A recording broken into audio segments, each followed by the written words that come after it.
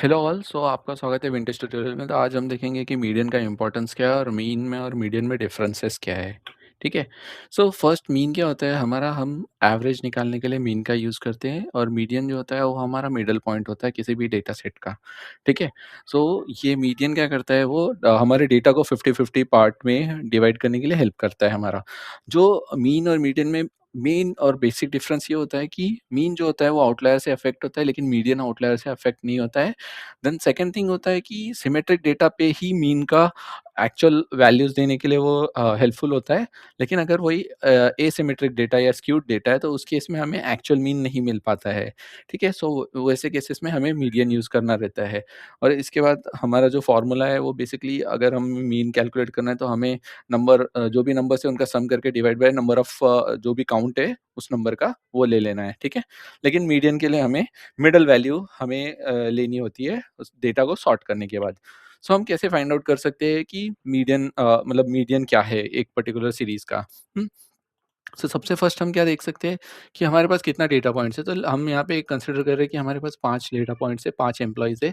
उनकी सैलरीज़ हमारे पास यहाँ पे मेंशन है 30, 45, 25, 1,50,000 एंड 40,000। हम क्या करेंगे, सबसे फर्स्ट इसे सॉर्ट कर लेंगे। सॉर्ट करने के बाद हमें क्या करना है, इसमें से ये अभी ये टोटल हमारे पास देखा जाए तो ये ऑड नंबर ऑफ ऑब्जर्वेशंस है हमारे पास।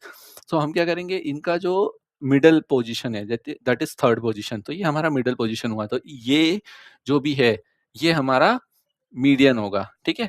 लेकिन वही अगर इवन नंबर ऑफ ऑब्जर्वेशन है, मतलब अगर 5 की जगह 6 एम्प्लॉइज़ है अगर हमारे पास, तो उस केस में हम क्या कर सकते हैं, तो 5 की जगह अगर 6 एम्प्लॉइज़ है हमारे पास तो हमें सिमिलर वे में करना है जैसा हमने किया था। पहला क्या रहेगा, हमारा सॉर्ट करना है, सॉर्ट करने के बाद हमें मिडल वाले वैल्यूज़ फाइंड आउट करने हैं। तो जब अगर ऑड रहेगा तो मिडल में 1 ही वैल्यू रहेगा और अगर इवन है तो मिडल में यहाँ पे हमें 2 वैल्यूज़ लेने हैं। उन दोनों का हमें क्या करना है, फिर सम अप करना है। सम अप करने के बाद डिवाइड बाय 2 कर देना है हमें। सो जो भी वैल्यू आएगा हमारा वो हमारा मीडियन होगा। तो इस हिसाब से हम ऑड नंबर ऑफ ऑब्जर्वेशंस के लिए और इवन नंबर ऑफ ऑब्जर्वेशंस के लिए मीडियन कैलकुलेट कर सकते हैं। इसके बाद हमें ये देखना है कि मीडियन का इम्पोर्टेंस क्या होता है। सो जनरली क्या होता है कि अगर हम ये पुराना ही एग्जांपल, ये वाला एग्जांपल पकड़ लेते हैं एम्प्लॉयी का। सो फर्स्ट केस में क्या हो रहा है यहाँ पे कि 1,50,000 ये एक आउटलायर काइंड ऑफ स्टफ है। ठीक है? क्यों? क्योंकि बाकी सारे की सैलरी जो है वो 30, 40, 45, 25 इतने में वैरी कर रही है, लेकिन एक ही सैलरी जो है वो 1,50,000 में जा रही है। ठीक है? सो अगर हम इसका मीन निकालेंगे तो ये हमें क्या सैलरी दे रहा है कि 58,000 मीन सैलरी है 5 एम्प्लॉइज़ की। But which is not true, क्योंकि 1,50,000 आने की वजह से वो थोड़ा-सा प्रोन हो गया है एरर को। ठीक है? सो हमें क्या करना होगा, इस केस में मीडियन कैलकुलेट करना होगा और मीडियन में हमें क्या दिख रहा है कि 40,000 है, व्हिच इज़ क्लोज़ टू, मतलब उनकी सैलरी के नियर बाय है। सो ये हमारा एक बेनिफिट होता है अगर हम मीडियन यूज़ करते हैं तो, जहाँ पर हमारा आउटलायर होता है और जहाँ पे हमारा डेटा स्क्यूड है, नॉन सिमेट्रिक है। ठीक है? उसके बाद अभी डिफरेंट डोमेन्स कहाँ-कहाँ पे हम यूज़ कर सकते हैं, तो रियल एस्टेट में प्रॉपर्टी प्राइसिंग के लिए हम इसका मीडियन हाउस प्राइस यूज़ करते हैं। क्यों? क्योंकि अलग-अलग प्रॉपर्टीज़ होती है, अलग-अलग रेट्स होते हैं। कोई प्रॉपर्टी बहुत एक्सपेंसिव भी होती है वहाँ पे कोई एक प्लेस में। जैसे कि एक सिटी है जिसमें 100 नॉर्मल हाउसेस है और एक बहुत बड़ा मैंशन है जो कि 500 करोड़ का है। तो इसका अगर हम एवरेज निकालेंगे तो ये जो हमारा एवरेज प्राइस है उसको बहुत एलिवेट करके दिखा देगा, व्हिच इज़ रॉन्ग बेसिकली। सो ऐसे प्रॉब्लम्स को टैकल करने के लिए हमें उस एरिया का मीडियन प्राइस निकालना होता है, तो median housing price. In similar way हम हाउस होल्ड की जो इनकम होती है उसको भी हम मीडियन ही निकालते हैं, क्योंकि due to the inequality in the wealth और इनइक्वालिटी इन द सैलरी। ठीक है? उसके अलावा हमारा जो हेल्थ केयर होता है उसके अंदर भी सर्वाइवल रेट जो होता है उसका हम मीडियन ही निकालते हैं।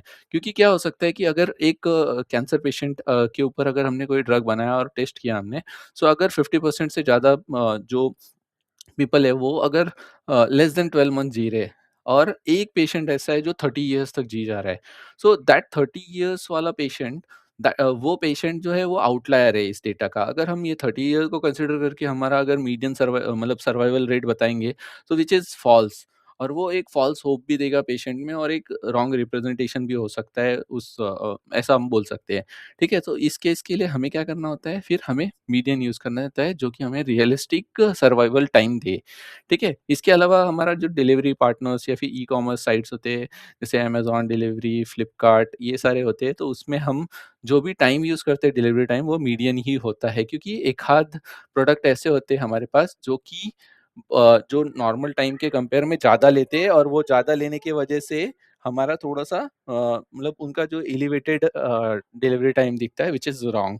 सो इस हिसाब से हम ये मीडियन को यूज़ कर सकते हैं। तो